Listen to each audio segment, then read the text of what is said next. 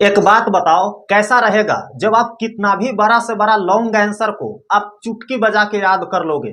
जी हाँ, चाहे वह आंसर 1 पेज का हो, 2 पेज का हो, कोई मैटर नहीं करता है, आप चुटकी बजा के याद कर लोगे। और हाँ, हम भी ऐसा ही याद करते थे। और जब कोई सर क्वेश्चन के आंसर देते थे याद करके लाने के लिए, और जब दूसरे दिन जाते थे तो मेरा दोस्त यही बोलता था कि भाई इतना पराठेदार कैसे बोल ले रहे हो, इतना बड़ा लॉन्ग आंसर को कैसे याद कर लिए। तो बस हम उसको ऐसा ही बोलते थे कि ये भाई हो जाता है, ऐसे ही कर लेते हैं। लेकिन उनको बिलीव नहीं होता था। लेकिन हाँ, इसके पीछे 5 टिप्स अपनाते थे जो यहाँ पर लिखा हुआ है। वही 5 टिप्स मैं आपको बताऊंगा, जिससे आप कितना भी बड़ा आंसर को ना आप 2 मिनट में 1 मिनट में याद कर लोगे। जी हाँ, क्योंकि यह टिप्स में इतना दम है ना, जो आपको इस वीडियो में पता चलेगा।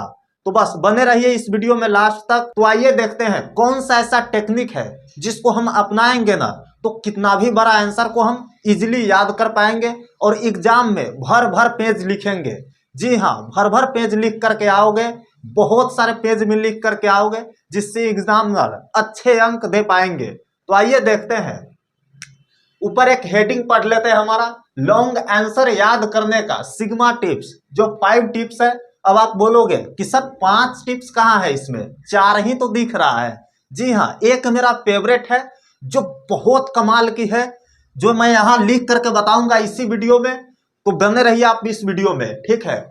4 टिप्स मैं आपको ऐसा नहीं बोलूंगा कि यह चीज पहले किसी ने नहीं बताया है, लेकिन इस चीज को मैं अपने तरीका से बताऊंगा, क्योंकि मैं खुद इस चीज का इम्प्लीमेंट किया हूं और बस अच्छा रिजल्ट मिला है देखने को।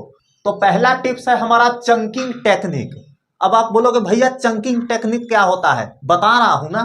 चंकिंग टेक्निक में हम लोग क्या करते हैं, जिस आंसर में 5 फुल स्टॉप है, 7 फुल स्टॉप है, 10 फुल स्टॉप है, 15 फुल स्टॉप है, मतलब 10 फुल स्टॉप के मतलब आप समझ रहे हो बहुत बड़ा आंसर हो सकता है।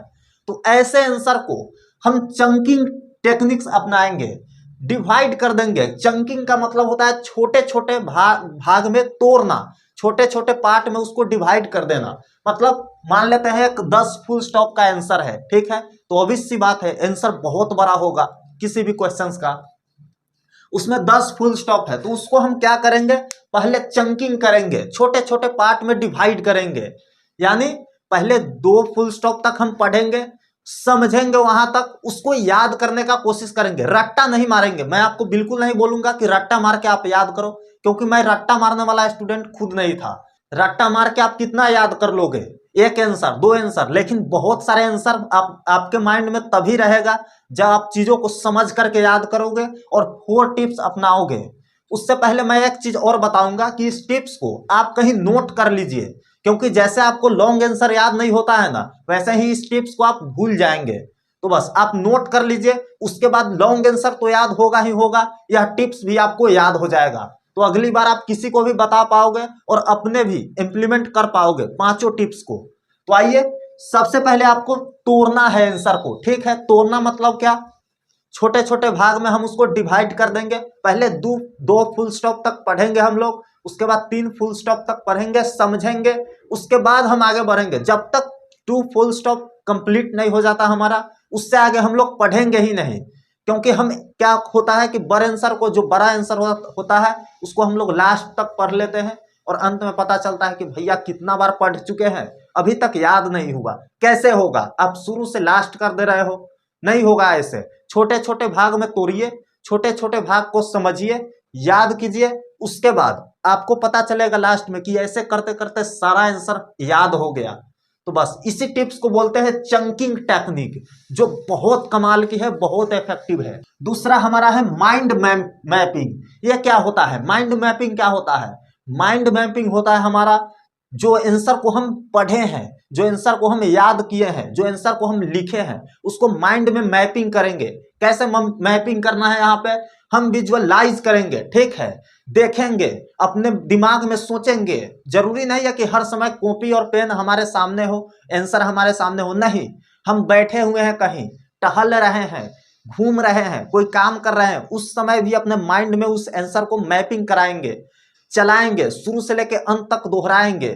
तब पता चलेगा कि कहाँ तक चीजें याद है, कहाँ तक नहीं याद है। और इस चीज को आप पहले भी किए होंगे कि किसी आंसर को याद किए हैं और बस सर पूछने वाले हैं तो मन में दोहरा रहे हैं, है ना। जब सर पूछ रहे हैं किसी और से और आपको पता है कि मेरे से भी पूछा जाएगा या मुझे भी याद करना चाहिए, तो मन में दोहराते हैं हम। उस समय नोटबुक हमारे सामने नहीं होता है, इसी को बोलते हैं माइंड मैपिंग। तो इस टेक्निक को अपनाना है आपको। जरूरी नहीं है हर समय हम आंसर के सामने रहे, माइंड में उस आंसर को पढ़ना है जो आंसर हम लिखे हैं नोटबुक पर। तब आपको पता चलेगा अच्छा इस लाइन तक याद है, इसके बाद पढ़ना है, इसके बाद नहीं याद है ना। तो आपको माइंड मैपिंग करना है। तीसरा जो हमारा है स्टोरी टेलिंग टेक्निक, यह बहुत इफेक्टिव है, यकीन मानिए।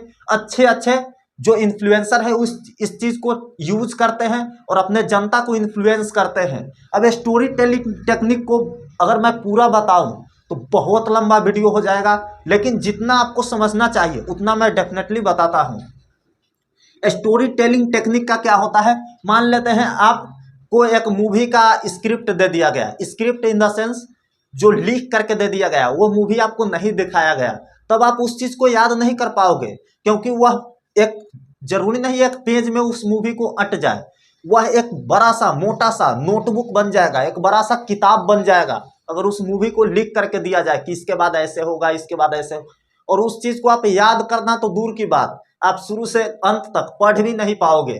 लेकिन वही मूवी आपको दिखा दिया जाता है थिएटर में, मोबाइल में, लैपटॉप में, तब उस चीज को आप विजुअलाइज कर लेते हो, ऐसे याद कर लेते हो जैसे कि एक जनता और एक अच्छे स्पीकर भाषण दे रहे हो और किसी को बता भी देते हो कि ऐसे ऐसे हुआ है, इसके बाद ये होगा, इसके बाद वो होगा। तो स्टोरी टेलिंग इसी को बोलते हैं। इसको आपको आंसर में यूज करना है ना। जैसे आप किसी आंसर को पढ़ रहे हो, उसमें स्टोरी बनाओ उसको, अच्छा इसके बाद ये हुआ, इसके बाद ये हुआ, इसके बाद ऐसे होगा, इसके बाद वैसे होगा। तो स्टोरी बनाना है, एक कहानी के रूप में याद करना है ना। आपको कहानी जल्दी याद हो जाता है, किसी को भी याद हो जाता है। मूवी में भी कहानी जो होता है, ऐसे हुआ, विलेन ऐसे किया, हीरो का ये रोल था, जल्दी याद हो जाता है। तो वैसे ही आपको आंसर को ना एक कहानी के रूप में देखना है, एक कहानी के रूप में पढ़ना है। ऐसे लगना चाहिए कि हम एक कहानी पढ़ रहे हैं, उसमें आपको रुचि आएगा, मजा आएगा, अच्छा लगेगा और आपको याद भी हो जाएगा। ऐसे ही करते करते तो स्टोरी टेलिंग के यूज करना है, स्टोरी टेलिंग टेक्निक को अपनाना है। उसके बाद कैसा भी आंसर को आप एक स्टोरी टेलिंग के जरिए आप याद कर पाओगे, आप अच्छे से रिकॉल कर पाओगे। अब हमारा है फोर्थ जो टेक्निक है हमारा, रिपीटेशन एंड एक्टिव रिकॉल। जी हाँ, आप रट्टा मारने के चक्कर में मत रहे।